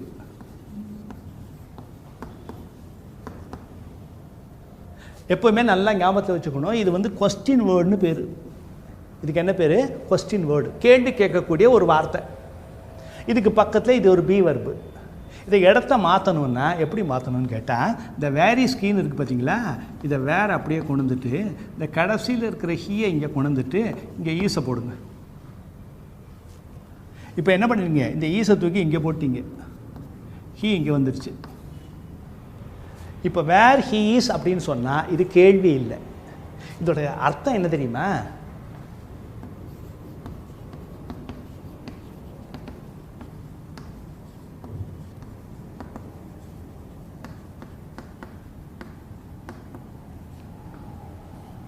இப்போ புரியுதா பாருங்கள். வேர் இஸ் கீன்னா அவர் எங்கே இருக்கிறார் கேள்வி. இந்த வேர் ஹீயை கொண்டு வந்துட்டு ஈஸை கடைசியில் போட்டேன்னா இன்டர்சேஞ்ச் பண்ணியாச்சு, இடத்த மாற்றியாச்சு இல்லையா. வேர் ஹீ ஈஸ்ன்னு சொன்னால் அவர் எங்கே இருக்கிறார் என்றுன்னு ஆகிடும். ஆனால் இதை தனியாக யூஸ் பண்ண முடியாது. ஏன்னா இந்த வாக்கியம் முற்று பெறலையே. அவர் எங்கே இருக்கிறார் என்று, அவர் எங்கே இருக்கிறார் என்று இப்போ சொல்ல போறியா இல்லையான்னு டென்ஷன் ஆகிடுவாங்க. அப்போ என்ன பண்ணுங்க, எனக்கு தெரியும்னு சொல்லணும்.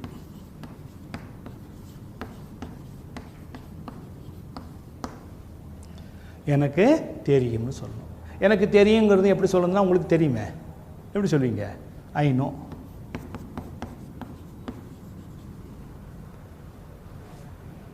இப்போது வேர் ஹீஸ்ன்னு ஒன்று இருக்குது, ஐ நோன்னு ஒன்று இருக்கா? இப்போ ஒன்றும் இல்லை, ரொம்ப சிம்பிளாக என்ன பண்ணுங்கன்னா, இந்த ஐ நோ இருக்குது பார்த்தீங்களா, இதுக்கு பக்கத்தில் இதை கொண்டு போடுங்க.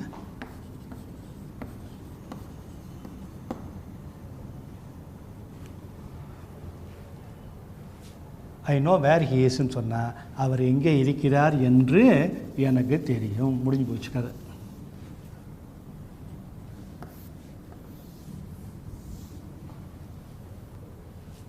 ஐ நோ வேர் ஹி இஸ்ன்னு சொன்னால் அவர் எங்கே இருக்கிறார் என்று எனக்கு தெரியும். I know where he is. Sir இப்படி சொல்லக்கூடாதா? வேர் ஹீ இஸ் ஐ நோன்னு சொல்லக்கூடாதான்னா வராது. முதல்ல என்ன பண்ணணும், ஃபஸ்ட்டு ஐ நோ சொல்லிடணும், அதுக்கப்புறம் வேர் ஹீ இஸ்ன்னு சொல்லணும். மூஞ்சி அவ்வளோ சொரத்து இல்லை, ஒரு மாதிரி டல்லாக இருக்கீங்க. என்னாச்சு, புரியலையா? அடுத்த ப்ரோக்ராமில் இதே சொல்கிறேன். போன ப்ரோக்ராமில் நடத்தினது சில பேருக்கு புரிஞ்சிருக்காது. திருப்பி நடத்துகிறேன், திருப்பியும் அதையே சொல்கிறேன். புரியுதா பாருங்கள். இப்போ பார்க்கலாம். ஃபஸ்ட்டு இதுக்கு என்ன அர்த்தம் பாருங்கள்.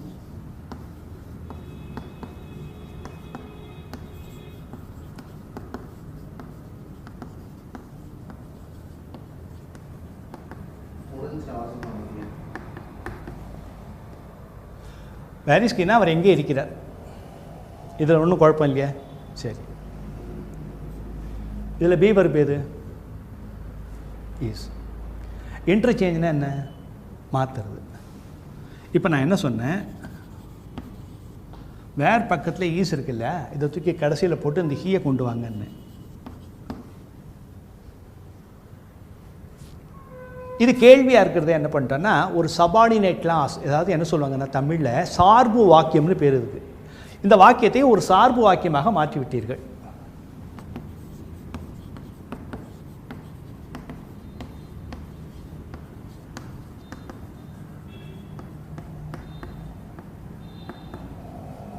என்றுன்னு எப்படி வந்துச்சு?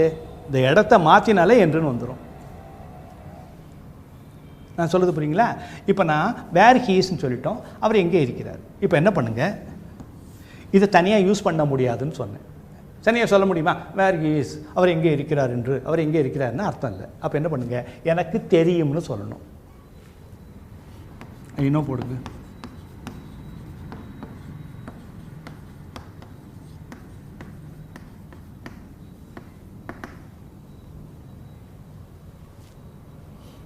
ஆச்சுங்களா? இப்போ என்ன பண்ணுங்க,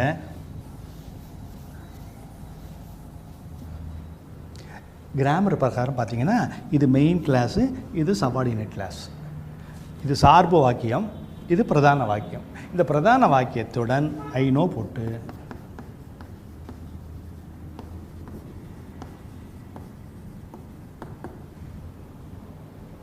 ஐ நோ வேர் ஹி இஸ், அவர் எங்கே இருக்கிறார் என்று எனக்கு தெரியும்.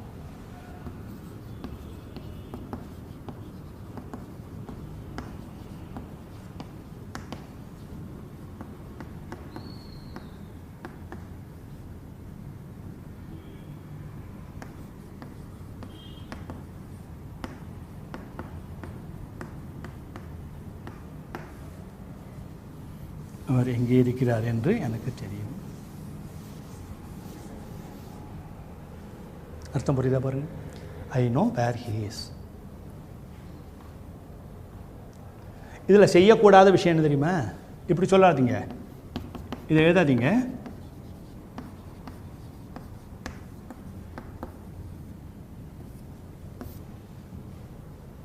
இல்லை என்ன தப்பு நீங்களே கண்டுபிடிங்க. ஐ நோன்னா என்ன அர்த்தம்? எனக்கு தெரியும். வேர் இஸ் ஹீனா என்ன அர்த்தம்? அவர் எங்கே இருக்கார். இதை போல் கேட்டுறக்கூடாது. எனக்கு தெரியும் அவர் எங்கே இருக்கார் அப்படின்னா, உனக்கு தெரியும்னு சொன்னல, இப்போ நான் ஏன்டா கேட்டேம்மா. நான் சொல்கிறது புரியுதா? அப்போ என்ன பண்ணோம், இந்த ஈஸை தூக்கி கடைசியில் போட்டு ஹீயை இங்கே கொண்டு வந்தோம். சார் இப்போ எனக்கு தெரிஞ்சால் நான் அவர் எங்கே இருக்காருன்னு எனக்கு தெரியும்னு சொல்லலாம். எனக்கு தெரியாது சார். ரொம்ப சந்தோஷம். இந்த மாற்றிக்கோ, ரொம்ப சிம்பிளாக மாற்றிக்கலாம். ஆனால் இப்படி சொல்லிடவே கூடாது. ஐ நோ வேர் ஹீஸ்ன்னு கேட்கக்கூடாது. என்ன அர்த்தம்? வேர் ஹீஸின்னு கேட்கக்கூடாது. Sorry, I know where is he அப்படின்னு கேட்கக்கூடாது. வேர் ஹீஸ் தான் கேட்கணும். இதுதான் சபார்டினேட் கிளாஸ் என்ன பண்ணி மாற்றிருக்கோம். இது மெயின் கிளாஸாகவே இருக்கும். ரெண்டு மெயின் கிளாஸை ஒன்றா சேர்க்காதீங்கோ. அதனால் இது பண்ணி யூஸ் பண்ணுங்க. நான் சொல்வது புரியுதா? இன்னொரு சின்ன உதாரணம் இருக்குது, அது என்ன பண்ணலாம். இப்போ ஓரளவுக்கு புரிஞ்சிருக்குன்னு நினைக்கிறேன். சரி, சப்போஸ் நீங்கள் இப்படி சொல்லணும்னு வச்சுங்க, சார் அவர் எங்கே இருக்கான்னு எனக்கு தெரியாது சார். ஏதோ ஒரு வாட்டி வீட்டுக்கு வந்தார், அவ்வளோதான். ஆனால் எங்கே இருக்கான்னு என்கிட்ட எதுவும் சொல்லலை. அவர் எங்கே இருக்கிறார் என்று எனக்கு தெரியாதுன்னு சொல்லணும். இது எப்படி சொல்வீங்க? எனக்கு தெரியாதுன்னு சொல்லிடாதீங்க. அடுத்த நிகழ்ச்சியை தொடர்ந்து பார்த்துட்டு வரீங்க. போன ப்ரோக்ராம் பார்த்தீங்களா? சுமாராக புரிய ஆரம்பிச்சிருக்கேன். சுமாராக புரிய ஆரம்பித்தாலே போதும். ஏன்னு கேட்டால் இப்போ தானே ஆரம்பிச்சிருக்கோம். இதில் இன்னும் நிறைய சொல்ல போகிறோம். இப்போ இன்னும் வேறு மட்டும் தானே இருக்கா. அடுத்தது ஹூ இருக்குது, ஒய் இருக்குது, நிறைய விஷயங்கள் இருக்குது இன்னும் பார்க்க போகிறோம். புரியுங்களா? இன்டர்சேஞ்சிங் தி பி வேர்ப்ஸில் நிறைய எக்ஸாம்பிள் கொடுக்க போகிறோம். ஈஸியாக புரியும். ஓகே, சரி. இப்போ போன ப்ரோக்ராமில் ஒரு கேள்வி கேட்டிருந்தேன். அவர் எங்கே இருக்கிறார் என்று எனக்கு தெரியாது.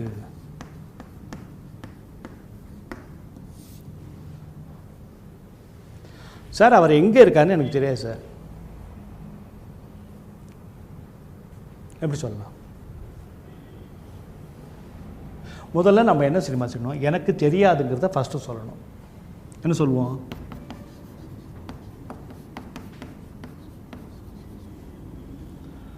சார் ஐ டோன்ட் நோ அப்படின்னா எனக்கு தெரியாதுன்னு அர்த்தம். அவர் எங்கே இருக்கிறார் என்றுன்னு கிட்டத்தட்ட ஒரு 100 வாட்டி எழுதியிருப்போம். நம்ம எல்லாம் மனசை பழகிடுச்சு. அப்போ என்ன பண்ணால் வேர் போடுங்க.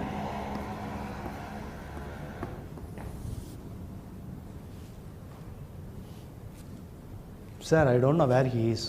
ஐ டோன்ட் நோ வேர் ஹீ இஸ்ன்னு சொன்னால் அவர் எங்கே இருக்கிறார் என்று எனக்கு தெரியாது. திருப்பி ஞாபகப்படுத்துகிறேன், இந்த ஈஸ் என்பது கடைசியில் ஹீ இங்கே வந்திருக்கிறதுனால இது இன்டர்சேஞ்சிங் த பி வேர்ப் மெத்தடில் பண்ணியிருக்கோம்.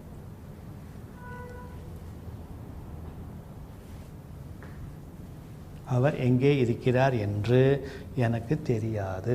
சொல்லட்டுமா? இப்போ கொஞ்சம் கவனிங்க.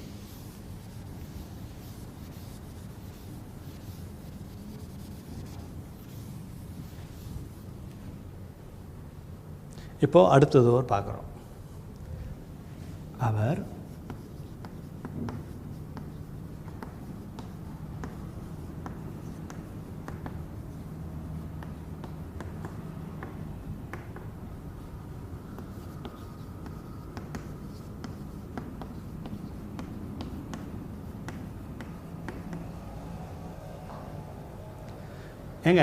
அவர் எங்கே இருக்கான்னு உங்களுக்கு தெரியுமா?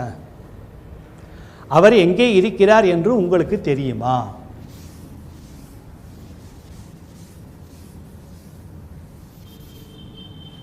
இதை எப்படி கேட்பீங்கோ?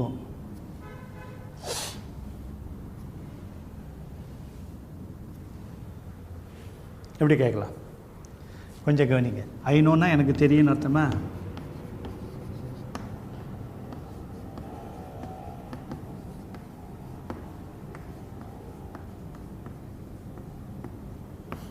ஐ டோன்ட் நோன்னா எனக்கு தெரியாது. உங்களுக்கு தெரியுமா உங்களுக்கு தெரியுமான்னு இனிமேல் கேட்குறதா இருந்தால் டூ கொண்டாங்க.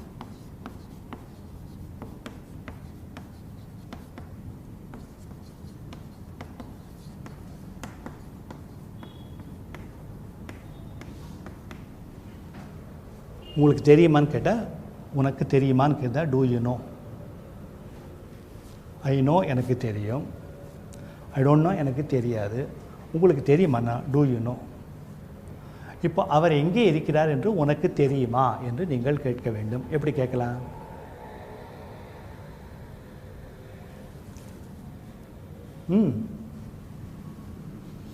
எப்படி கேட்கலாம்? இதை முதல்ல கொண்டு வாங்க.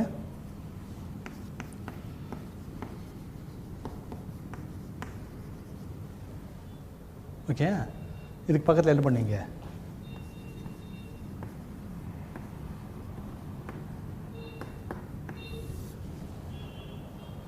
Do you know where he is? Do you know where he is? அவர் எங்கே இருக்கிறார் என்று உனக்கு தெரியுமா?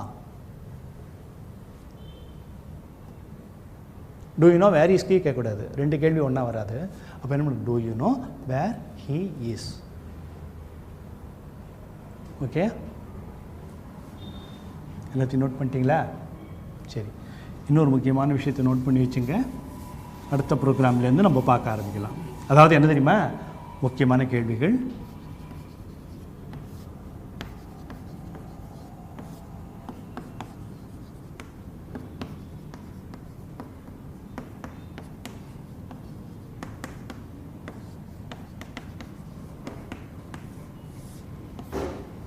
ஹூ, ஒய், ஹவ், இந்த மூணு கேள்விகளையும் நம்ம அடுத்த ப்ரோக்ராம்லேருந்து 1 by 1 பார்த்துட்டு வர போகிறோம். ஓகே, நான் எனக்கு கார் ஓட்ட தெரியாதுன்னா நான் என்னை பற்றி குறை சொல்லி பிரயோஜனம் இல்லை. நான் கார் ஓட்ட கற்றுக்கினா நான் என்னை குறை சொல்லவே வேண்டாம். ஏன் தெரியுமா? நான் கற்றுக்கல, அவ்வளோதான். சைக்கிள் ஓட்ட தெரியாது. சைக்கிள் ஓட்டுறத போல் கஷ்டமான வேலை எதுவுமே செய்யாது. சைக்கிள் கிடையாது. சைக்கிள் ஓட்ட தெரியாது உங்களுக்கு. சைக்கிளை தள்ளிட்டு போகிறது கூட ஒரு பேலன்ஸ் வேணும். யாராவது கீழே விழாமல் அடிபடாமல் சைக்கிள் ஓட்டி பார்த்துருக்கீங்களா? இல்லை, கொடுமையான விஷயம்லாம் நடக்கும் சில நேரங்களில். ஆமாம், வீட்டில் அலோவ் பண்ண மாட்டாங்கன்னு சொல்லிட்டு அம்மாட்ட எப்படியாவது காசை வாங்கிட்டு அவர் சைக்கிள்னு சொல்லிட்டு போயிட்டு ஒரு ஃப்ரெண்டை அழிச்சுன்னு போயிட்டு அவனுக்கு தான் சைக்கிள் கொடுப்பான் அவன். இதில் கொடுமையான விஷயம் என்ன தெரியுமா? 1 மணி நேரம் வண்டி வாடகைக்கு வண்டி எடுத்துகிட்டு 1/2 மணி நேரம் அவனே ஓட்டுவான். ஏன்டான்னு கேட்டால், நான் எப்படி ஓட்டுறேன்னு பாரும்பான். வெயிட்டர்ஸ்லாம் இருக்கும். அதுக்கப்புறம் பின்னால் நம்மளை ஏறி உட்கார வச்சுக்கிட்டு என்ன பண்ணுவான்? நேராக பாருமா, நேராக பார்ப்போம், வண்டி சைடில் போகும். ரைட்டுங்களா? எழுத்தாப்பில் ஒரு ஆயா வருது, மோதக்கூடாதுன்னு ஃபுல்லாக பார்த்துக்கிட்டு இருப்போம். ஒரு நூல் கூட மிஸ் ஆகாது, கரெக்டாக போய் மோதும். இப்போல்லாம் எப்படி? வண்டியில் இந்த பெடலில் காலை வச்சு ஏறுறதே ஒரு ஆர்ட்டு. கொஞ்ச நாள் வரலும் நம்மளாம் எப்படி பழகிருக்கோம் தெரியுமா? ஒரு உயரமான ஒரு இடத்துக்கு எடுத்துன்னு போயிட்டு வண்டியை நிறுத்தி அது மேலே ஏறி உட்காந்துக்கிட்டு ஒரு மிதித்து அதை எப்படி தள்ளாடி அதுக்கப்புறம் பேலன்ஸ் ஆகி இதுப்பெல்லாம் வந்ததா இல்லையா? பொத்துன்னு கீழே விழுந்துருவோம். விழுந்தால் கூட என்ன பண்ணுவோம்? எங்கே அடிபட்டதுன்னு பார்க்க மாட்டோம். என்ன பண்ணுவோம்? பக்கத்தில் யாராவது நமக்கு தெரிஞ்சவங்க இருக்கிறாங்கன்னு பார்ப்போம். இப்படியே பழகிட்டோம். அடிபடாமல் நம்ம கற்றுக்கிட்டு இருக்கோமா? இப்போல்லாம் எப்படி வண்டியில் ஏறி உட்காந்துக்கிட்டு சும்மா நேராக பாருன்னா வண்டி சைடில் போச்சு. இப்போ சைட்லேயே பார்த்துன்னு போகிறோம், வண்டி நேராக போகுது. உண்டா இல்லையா? அதே தான் நானும் சொல்கிறேன், ஞாபகத்தை வச்சுங்க, ப்ராக்டிஸ் ஆகணும். இவ்வளோ 300 எதுக்கு தெரியுமா கொடுத்துருக்கோம்? இந்த இங்கிலீஷை பேசணும். அதுக்கு என்ன பார்க்கலாமா? இதுக்கு 2 வார்த்தை. இனிய ஹரி ஒன்று எடுத்துக்கிட்டோம். இங்கிலீஷ் வந்து ஒரு க்ரோயிங் லாங்குவேஜாக, வளரும் ஒரு மொழியாக, வளர்ந்து கொண்டிருக்கும் ஒரு மொழியாக இருப்பதற்கான காரணம் என்னவென்று கேட்டால், இதுக்கு என்ன முக்கியமான காரணம்னு கேட்டிங்கன்னா, இதுக்கு நெகிழ்வுத்தன்மை அதிகம். ஒரு ஸ்ட்ரிக்டாக ஒரு ரூல் வச்சுக்காது. இது அங்கங்கே இருக்கிற விஷயங்களை எடுத்து போட்டுக்கிட்டு ஆட்டோமேட்டிக்காக வளருது. கட்டுப்பாடுகளற்ற ஒரு மொழி இது. ஏனென்று கேட்டால், ஒரு சில விஷயங்களை கொஞ்சம் கவனித்து பார்த்தீங்கன்னா, இஸ் திஸ் யுவர் புக் என்பதை நீங்கள் உச்சரித்து பாருங்கள். சற்று கடினமாக இல்லை? இங்கே சென்னையில் பாரிமுனைன்னு ஒரு இடம் இருக்குது. அதை என்ன சொல்லுவாங்க? பாரிஸ்ன்னு சொல்லுவோம். வெளியூர்லேருந்து வந்திருக்கீங்க. அப்போது அந்த பாரிமுனைக்கான வண்டி வந்து நிற்குது.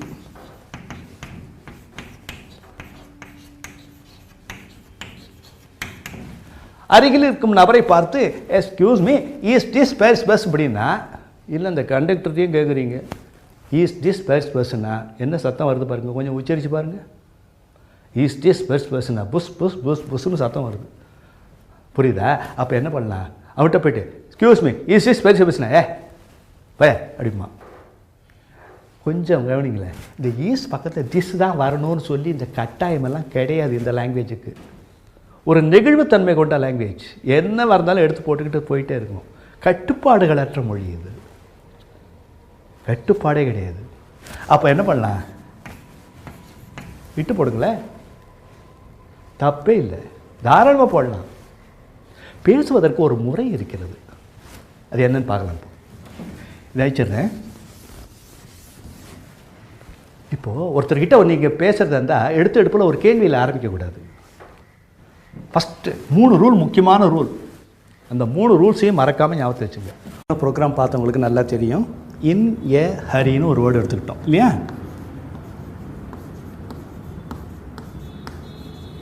இன் ஏ ஹரின்னு உங்களுக்கு நான் புரிய முடியாது சொன்னேன்னு தவிர, இதை நீங்கள் பேசும்போது இன்ன ஹரின்னு சொன்னால் போகிறோம். இன் ஏ சொல்ல வேண்டாம், இன்ன ஹரி. ஓகே, சரி.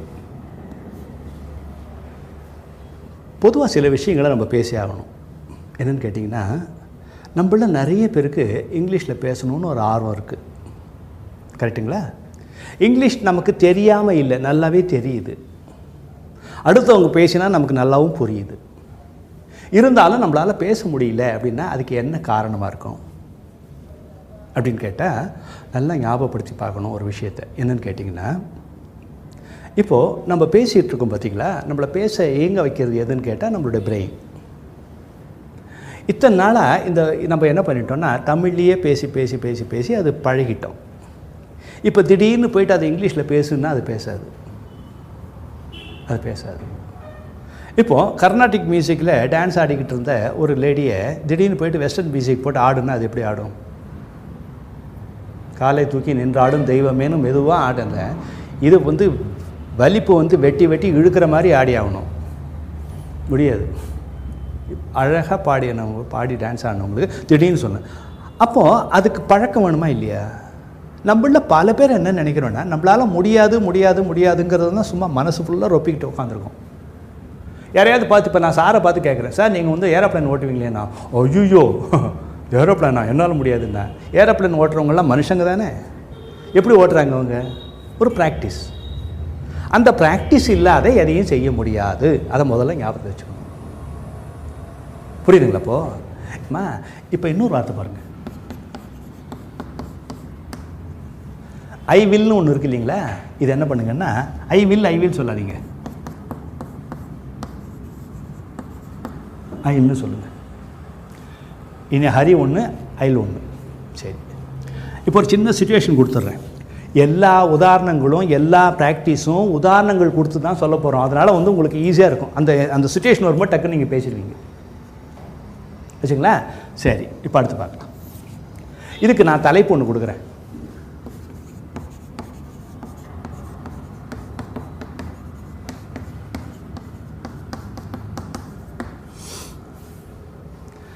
கன்வர்சேஷன் ப்ராக்டிஸ், உரையாடற் பயிற்சி. உரையாடற் பயிற்சின்னு பேர். உரையாடற் பயிற்சி. இதுக்கு உரையாடற் பயிற்சின்னு சொல்லணுன்னா இது பாருங்க, கான்வர்சேஷன் ப்ராக்டிஸ். கான்வர்சேஷன் ப்ராக்டிஸ்ன்னு சொல்லி ரொம்ப பெருசாக இருக்குதுன்னு பார்க்காம இதுக்கான அப்போ என்ன பண்ணலான்னா சி போட்டு ஒப்பி போடலாம்.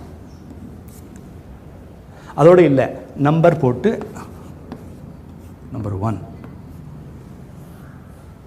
சிபி நம்பர் 1 அப்படின்னு போடுவோம்.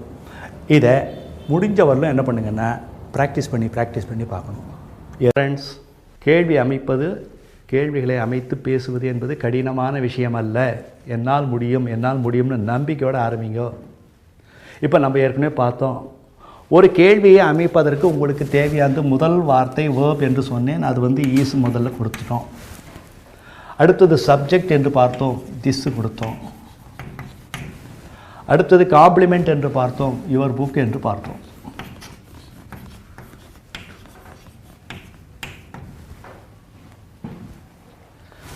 Is this your book? ஒன்று.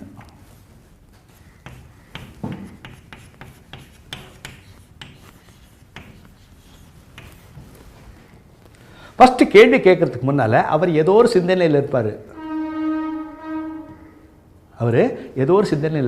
அவர்கிட்ட போயிட்டு திடீர்னு ஒரு கேள்வியை கேட்கக்கூடாதுங்க. அப்போ என்ன பண்ணும்? எக்ஸ்கியூஸ்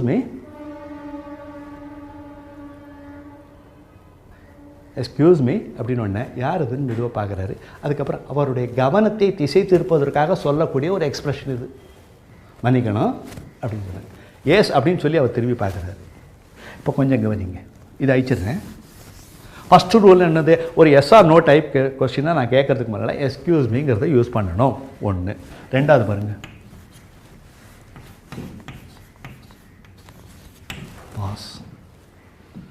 பாஸுங்கிற வார்த்தை நீங்கள் கேள்விப்பட்டிருக்கீங்களா? அந்த பாஸு ஃபெயில் இல்லைப்பா. PASS அந்த பாஸு ஃபெயில் அது இல்லை. இந்த பாஸுங்கிறது நீங்கள் கேள்விப்பட்டிருக்கலாம். உங்கள் வீட்டில் இந்த சிடி பிளேயர் எதாவது வச்சுருக்கீங்களா? அதில் பாஸுன்னு ஒரு பட்டன் பார்த்துருக்கீங்களா? என்னது அது? நீங்கள் லேட்டஸ்ட்டாக ரிலீஸ் ஆன ஒரு திரைப்படத்தோட சிடியை வாங்கி போட்டு மெய் மறந்து பாட்டு கேட்டுட்ருக்கீங்க. அந்த நேரத்தில் தங்கச்சி அண்ணன் முதுக சுரண்டுது. அந்த பாஸ் அமைக்கிட்டு என்ன அப்படின்னு கேட்டேன். அம்மா சாப்பிட கூப்பிட்றாங்க. வரேன் போ, எடுத்தாச்சு. சிறு நிறுத்தம்னு அர்த்தம். பாஸ்னா என்ன அர்த்தம்? சிறு நிறுத்தம். அந்த பாஸ் வர இடத்துலலாம் நான் என்ன பண்ணுறேன், இப்படி ஒரு ஸ்ட்ரோக் ஒன்று கொடுக்குறேன் வச்சுங்களா. இந்த பாஸ் வந்துச்சுன்னா நீங்கள் என்ன பண்ணுங்க, அதுக்கப்புறம் என்ன பண்ணுங்கன்னா இது திஸ்ன்னு ஒன்று இருக்குல்ல, இதுக்கு பதிலாக இட்டு யூஸ் பண்ணுங்க. புரியுங்களா? அப்போ இந்த 3 ரூல் நோட் பண்ணி வச்சுங்க. Excuse me,